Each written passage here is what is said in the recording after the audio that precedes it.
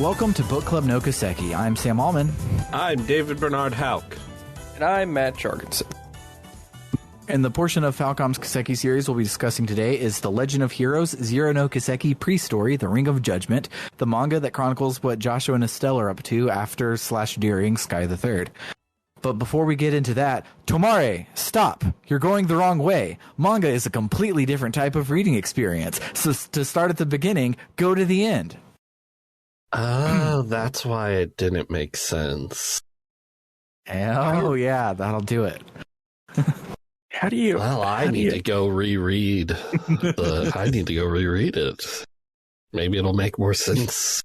I read all of Sailor Moon going the wrong way. That story makes a whole lot more sense when it's upside down. So related to that, I was reading the K-On! Tie-In manga, or maybe it's the original and the anime's a tie-in. I didn't look it up. I just was reading the K-On! Manga, and it switches from regular manga to 4-panel strip just randomly, like 6 pages in. So that I was reading completely the wrong way, and it was not making a lick of sense, because 4-panel manga, you read the 4 panels on the right, then the 4 panels on the left, and then next page. But regular manga, you would read the one on the top right, then top left, and make your way like that. So I was reading 2 strips at the same time, basically, and it was very, very weird. Nice. If you're a mangaka and you're listening, don't do that. Don't switch styles of manga halfway through your manga. That's kind of odd and weird, but the manga's really good. If you haven't read it, you should read it. So that's what I've been up to, because I forgot to even give a real hey, what's up. So Matt and Bernard, hey, what's up? I've been playing a Pokemon trading card game. Let me get the full title, because it's a good title. Just a second. This will just take a moment. I've been playing Pokemon Trading Card Game 2. Here Comes Team GR. The Japan-only sequel to the Game Boy Color Pokemon Trading Card game. Which, have either of y'all played that? I have not. No, I played the first one, not the sequel. Yeah, the first one. The first one was what I was asking about.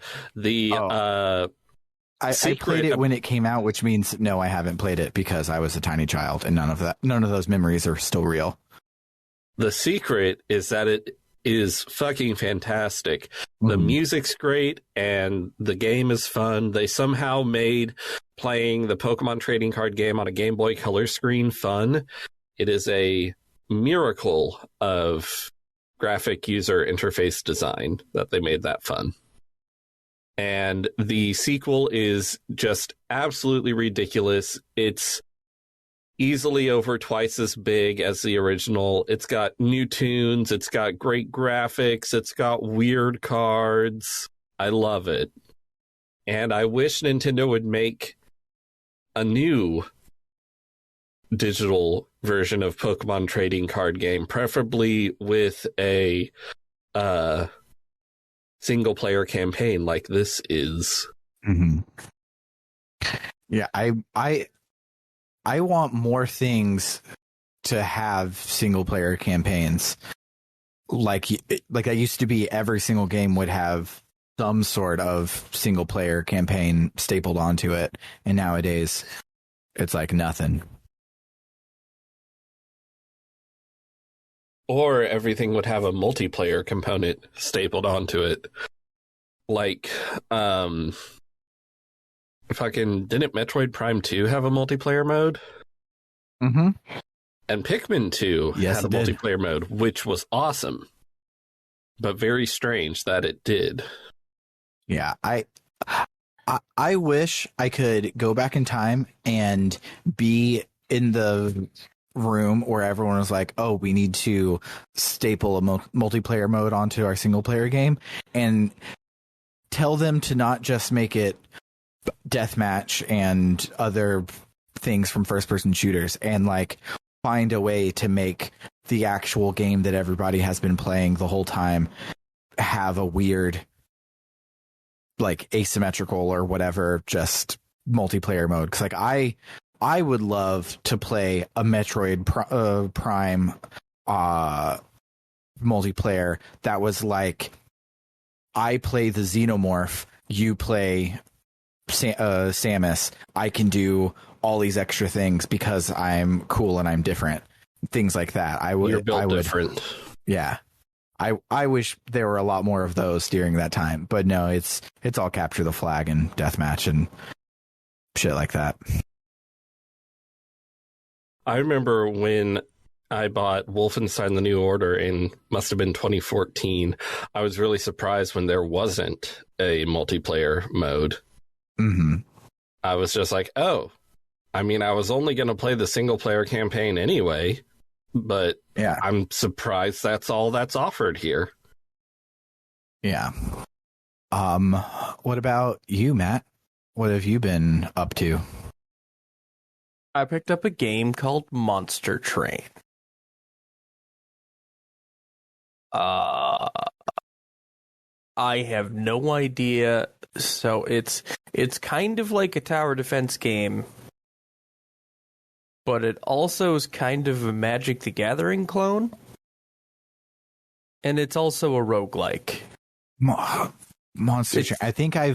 I think I was recommended that recently, where they were like, oh, you like Slay the Spire? Do you want one that's worse but somehow better? Play Monster Train. And yeah, like the balance in the game seems to be non-existent. In that, like, sometimes you'll get a combination of cards that you'll just casually beat the game with. And a big emphasis on casually. Like, you can do nothing after you get them out. You're fine. And sometimes the game will just bully you in the meanest way possible. But those are, like, extremes that don't exist in Slay the Spire. yeah. The vast majority of the runs feel like a medium to good run on Slay the Spire, which is impressive. Yeah. Like, I haven't won Slay the Spire yet, but I've come close every time I've played. Yeah, my second run on Monster Train, I actually completed the run. Like, they kind of fast forward you to the point of, okay, well, here's all these challenges now, and you can unlock not new characters per se, but like new faction types, because you're for those of you who played Magic the Gathering, all runs are basically guild colors. Okay. So there's 5 factions with 2 heroes per faction, and then you take 2 of those and mush them together, and maybe you'll have a plan. Okay. And it gets even more interesting because once you use your monsters, unless you give them an upgrade called Endless, they're gone. They either stay out and survive, or they're dead now. And you don't get them again until the next time your train gets attacked. That's cool. It's really hard to describe, other than it's really good. Like, it's yeah, it's been on my radar. yeah, it's fun. Yeah. I like it. It has not been on my radar. This is my first time hearing about it, so I looked it up on backlog.com, and I'm going to show you all the ad that the page it's probably served terrible. Me. Because it upset me. Ew. It's in Bookclub no Kiseki. Hold on. Ew. I'm really slow. It's ugly. I know. I don't like it. Why is Morty from Rick and Morty the most realistically rendered human here? I don't like this. Why? I don't want it. Why? Why is that? I mean, not gonna lie, kind of want to play this Happy Wheels thing just to find out if that guy's eyes are always like that. So Happy Wheels is some Flash game, and I only know it because back in the ancient times, like I'm talking like Ray William Johnson times, there was a YouTuber I followed, and he played Happy Wheels as like a recurring like hangout stream thing. So I know that is some sort of Flash game, and looking at the bottom, it says free online games from Good Play at goodplay.com, the sponsor of this week's episode. Good. But the others don't seem like they're from Happy Wheels, but they don't look like games that I would ever want to play. No. Dude's abs. Dude who's getting surgery, his abs are very separated. They are. Yeah. So it's like the opening yeah. of Super Mario 64, except with Morty from Rick and Morty. Why would they do that and not just make Super Morty 64? Yeah. I'm in this picture and I don't like it. Reported. Anywho, on that weird visual segment of the episode, let's transition into listening to some of the bangers from this trilogy that we surely have missed, and then we'll talk about this manga. We've actually done most of the bangers, I think.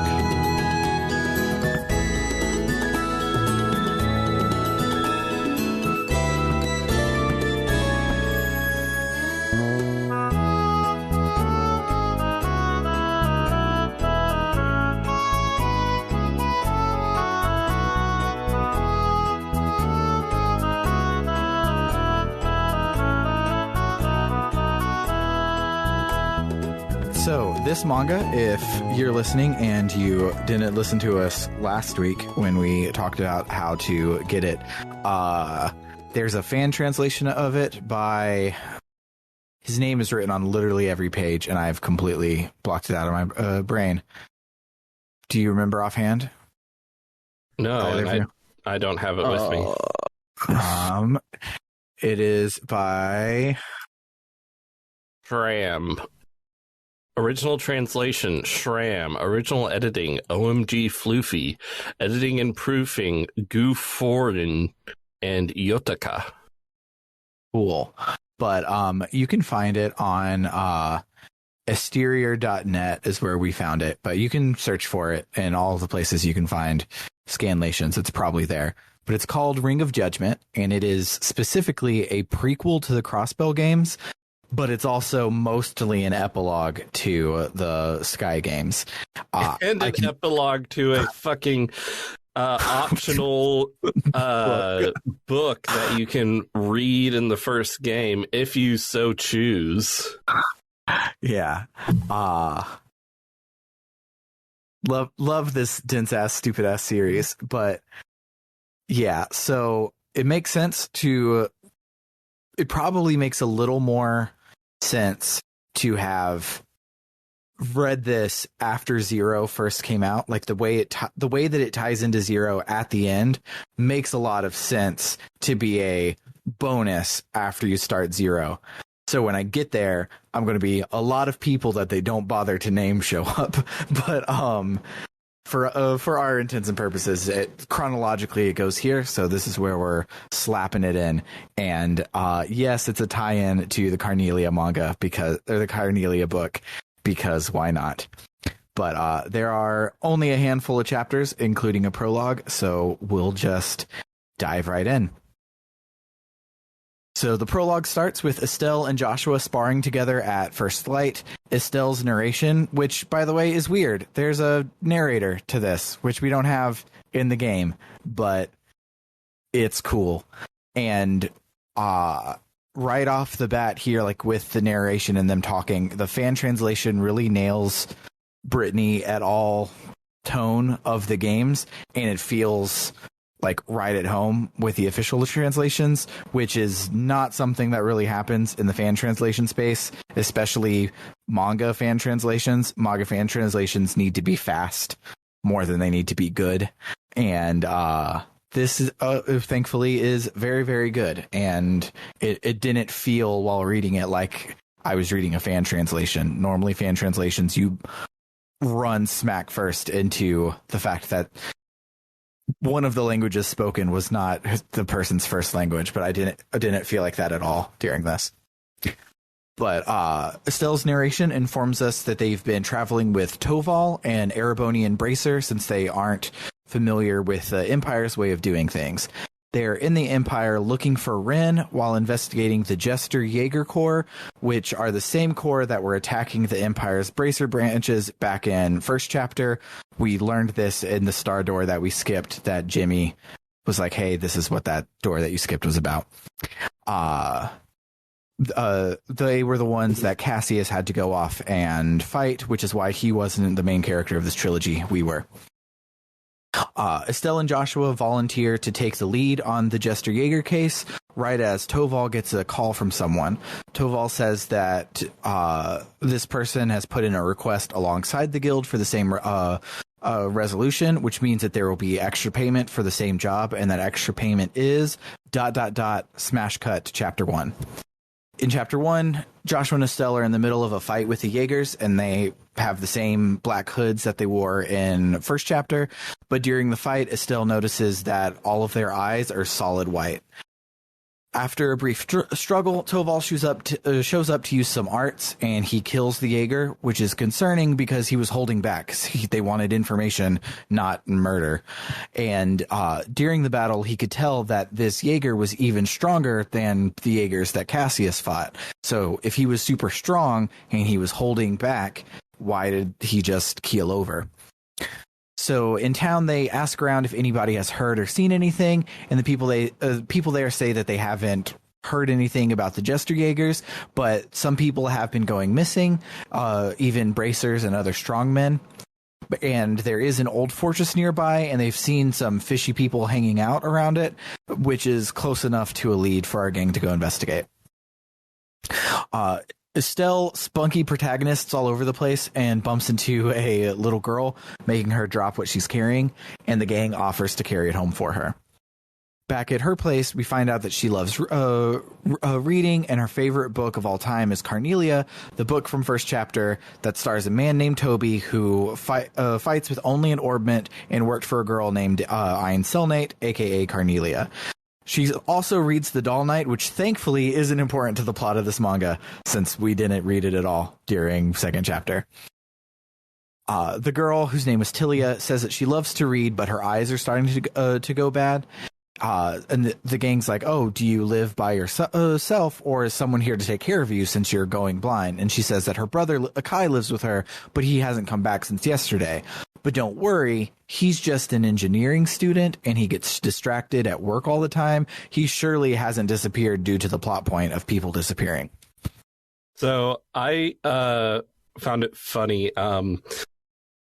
They're like, little, like, 7-8-year-old kid, do you live alone? And she's like, no, my brother takes care of me. So I'm like, okay, she has a much older brother, but then the brother shows up later and he looks like he's like 12 or 13. And I'm like, I feel like there should be someone else too taking care of these people. Yeah, there was a picture on the mantelpiece that showed an older person there with them, but they never brought up who it was or how they're involved or what. They only mention Kai and Tilia. So I'm pretty sure that's passed away parents in the picture. Maybe so. Later, Toval and Joshua are calculating the next leg of their journey, what they're going to be doing, and they say that they'll be leaving tomorrow. So Stella's like, okay, that gives me time to go be a big sister, and she runs off to spend more time with Tilia. During their sleepover, Tilia asks Estelle what she's doing in the Empire, and Estelle says that she's looking for Ren, and Tilia says she knows that Ren is waiting for Estelle because she waits for her brother all the time, and it makes it that much better when he comes home. It just works that he's working so late this week, and he hasn't been home in a couple of days.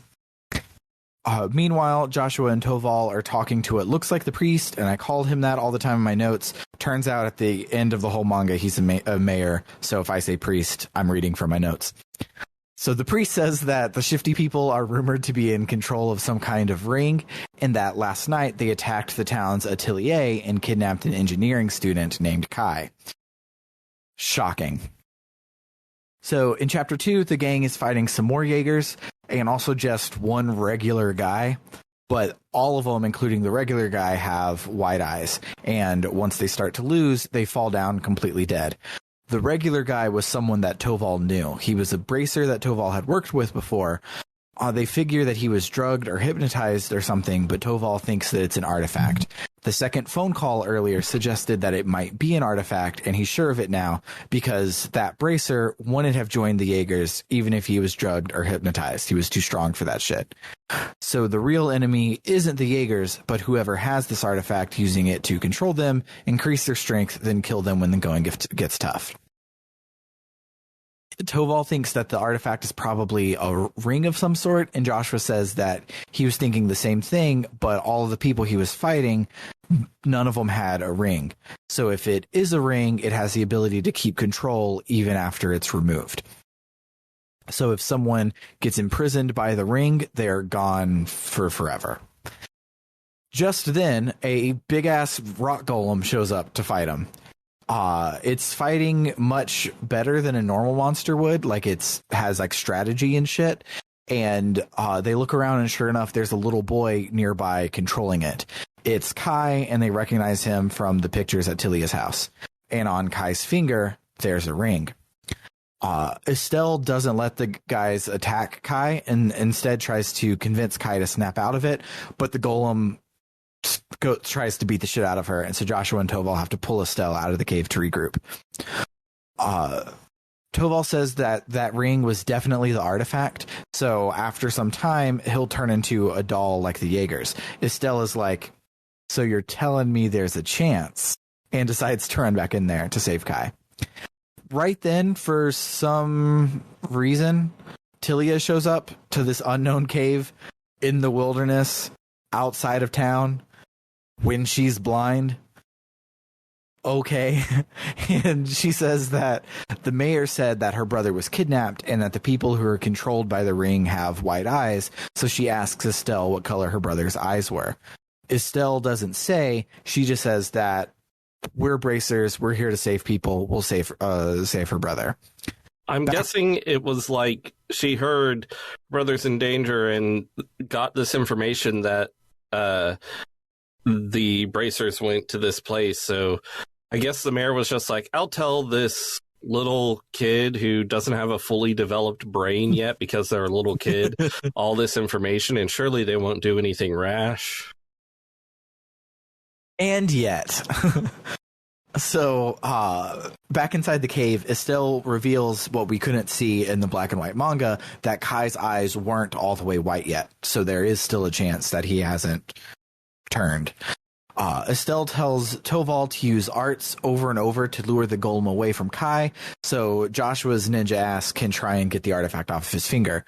So they do that with no complications.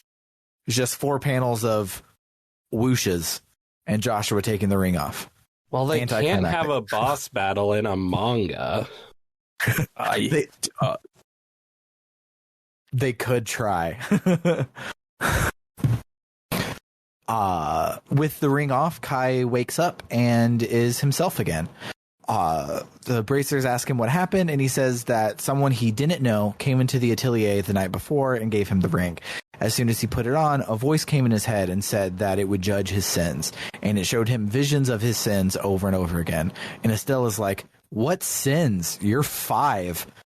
And he says that... She says, searching for Rin. Yes. Searching for noted mass murderer Ren Bright. He says that he should have tried harder and worked harder so that he could have afforded care for his sister. And Toval tells him to shut up. He says that the ring deep into the wound in his heart, and it's okay to like fail in life. It's not a sin to mess up. Estelle remembers that Joshua is probably the worst person to handle an artifact that deepens the wounds in his heart, because he spent an entire game not reacting to that well. So she runs off to find him. Meanwhile, Joshua is being haunted by images of him as the Black Fang, covered in blood, standing over corpses, the works.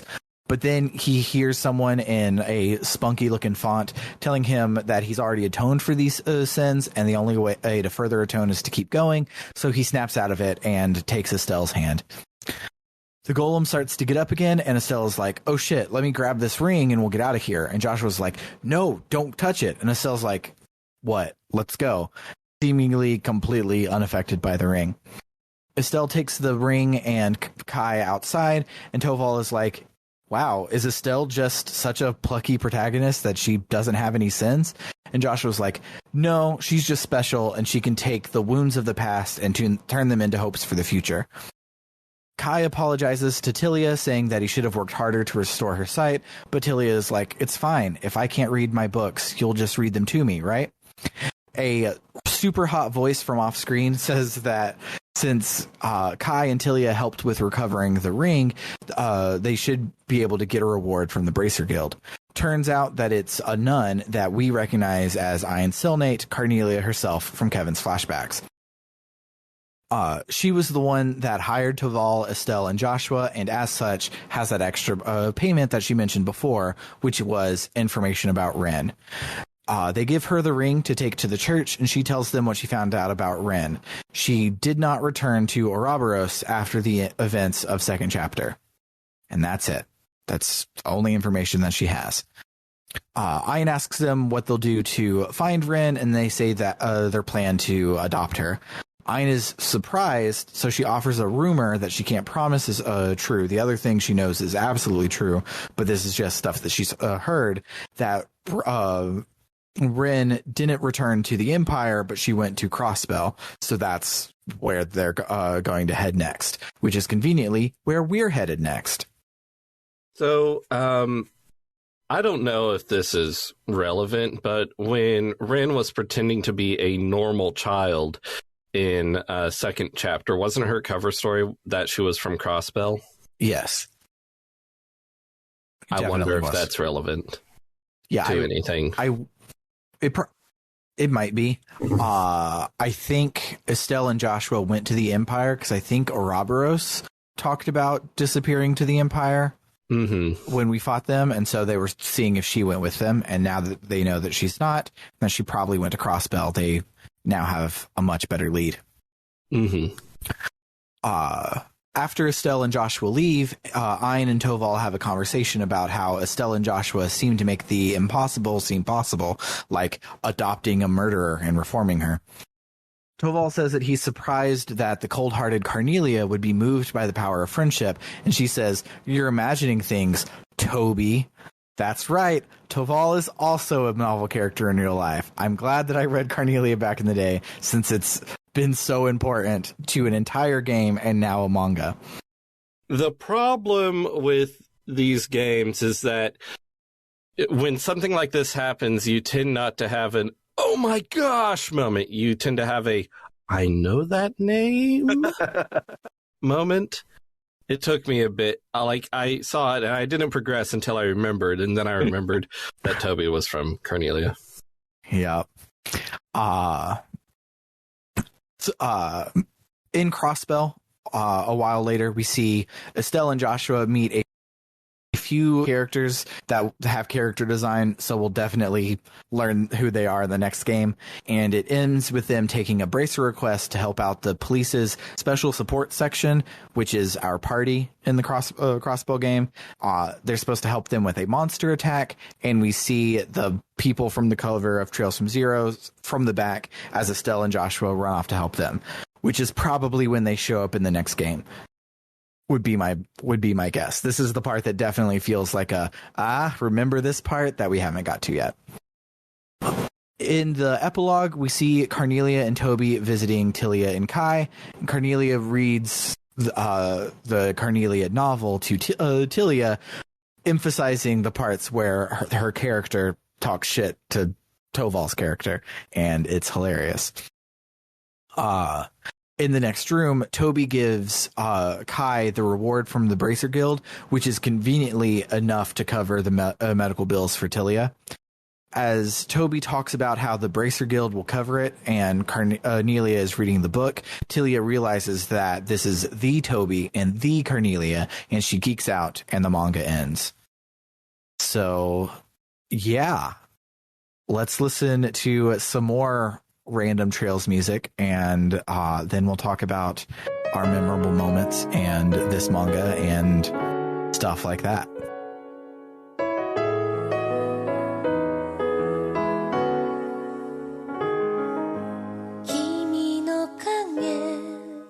星のように朝に溶けて消えてゆく行き先をなくしたまま思いは溢れてくる So I found it so funny just how ridiculously pretty they drew Joshua. Oh yeah. It was so over the top. It's pretty good. I when I started reading it, I was like, this is going to be weird, because the picture that they pick to like advertise it or whatever on the site where we read it, like that doesn't look like Trails at all. And I was like, this is going to feel so weird reading it, but like they nailed the look, the feel, the Joshua, the Estelle of it all. It really felt like the game, which does not normally happen in tie-in media. Also, this also goes to show how the translation was good. I realized how much I'd missed having Estelle as the main character. Mm-hmm. I love her. I love Kevin too, but I love Estelle more. Yeah. Yeah. This manga does the manga trope of like the reaction panels will be chibi sketches of the characters, and every single time they draw a chibi sketchy Estelle, it's so fucking perfect. It nails her exact everything. She was made for this art style, and it's every single one of them is great. Mm-hmm. I also really liked that they ask everyone in the town, like, have you heard anything? And everyone's like, no. And Josh was like, hey, ladies, have you heard anything about the Jaegers? And they're like, oh my God, yeah, they're over there. Which, like, same. Silly. The last one that I had is Estelle bitches at Toval to equip some blue quartz to heal if he's going to be a caster. He has a really shit caster build if he can't heal himself after battle. Which is really good. I forgot about that part. You gotta have some blue quartz on everyone. Literally every person. Like, my builds in game are so bad because every person has the highest attack that they can get and the highest HP that they can get. Because why would I not want everyone to hit hard and also heal? It makes sense. I mean, there are better things to do with your quartz. Yeah, I said that my builds were all bad. Yeah. Also, one thing that I found funny was when there was a panel when like Joshua was using his knives on the golem, and I'm just like, when it's anything other than a video game, seeing someone like use knives against stone is funny.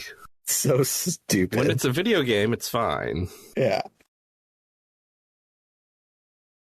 What about you, Matt? How did you enjoy this? So, my favorite thing is prevalent throughout the manga. I just went back and checked to make sure. Because they didn't want to draw damage on anybody's clothing, because these are JRPG characters, they wear the same outfit, whether it's damaged or not. They used blush lines to indicate being tired or being strained. Mm-hmm. And there are some amazing out-of-context panels. Trying to find... There was one in particular while fighting the golem. I'm trying to find it. Where if you took out the fight scenes, it would just look like a very tender moment between Estelle and Joshua instead of, hey, we're fighting a monster right now. But other than that, it's a really, like, I know why they did what they did for that particular art thing. It's just super funny out of context. And I'll take your word for it. Fighting a battle is embarrassing for Estelle and Joshua. Yep. They're embarrassed by their quartz loadouts. Yeah. Yeah, they're using my save file. It's bad. But also, speaking of quartz loadouts, Toby would be fun to play as in the game because he doesn't have an attack. He only uses arts.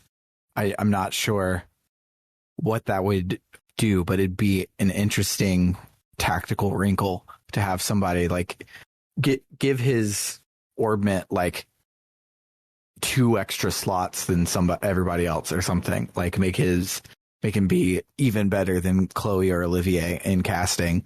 But the drawback is that you can't hold down X to win because he doesn't have an attack. Mm-hmm. They could do something really interesting with a character like that, where you make the base attack just a mana recharge. And then, like, you have to go back and use the quartz if you want to make any kind of progress, but then you're not stuck out of blue bar. Yeah. But yeah, this manga was surprisingly good. I was kind of expecting this episode to just be like our Final Fantasy 13 book. I was thinking clubs. about the Final Fantasy 13 book club, which wasn't so great. It was fun, but the source material wasn't so great. Yeah, but this was actually good, and it makes me wonder. It makes me want to see if these people did the translation for the main adaptations of the first 2 books and go back and read them just to see more chibi drawings of Estelle. Mm-hmm. Oh, I had something. I don't have it anymore, though. If you think of it, feel free to cut me off to say it, because now I do the part where I read the same words at the end of every podcast. So that'll do it for the week. This series is a timed exclusive for our Ko-Fi supporters, so if you're hearing this in the podcast feed, come on over to www.rpgbook.club, and there will be a few extra episodes waiting on you when you donate. And this sentence is now not a lie, because we're back on the weekly grind, because we don't have to do long cast every week. So we're hoping to make our way through the Crossbell games weekly, which might mean there's a small break in between the 2 of them. The coming soon website for Crossbell 2 now says early 2023, so I'm thinking there won't be too big of a break in between the 2, but we'll see. We now have membership tiers on our Ko-Fi, so if you donate $1 or more a month, you get all of the stuff that we had before, such as voting on the polls for our main game, access to these episodes early. But then we also have 2 more tiers, a $5 tier where we will shout out your name every episode, just like this. Shoutouts to AA Ron 524, Cerebral Wind, Anthony Lerma, Vim K, J4 Prime, Eli Bergmas, Doho, and Tuxedo Ken. Then we also have a $20 a month tier where not only will we read your name, but a 1-sentence plug of your choosing. Currently, our friend Carr is the only person at this tier, and he is a dentist, so his plug is not for his Twitch stream, but for your own mouth. And he wants to remind you to brush your teeth twice a day, especially before you go to bed. For Book Club no Kiseki, I have been Sam Allman. I'm David Bernard Houck, secretly a character from your favorite novel. And I'm Matt Jorgensen, the background character from your second favorite show. Adios, amiguios.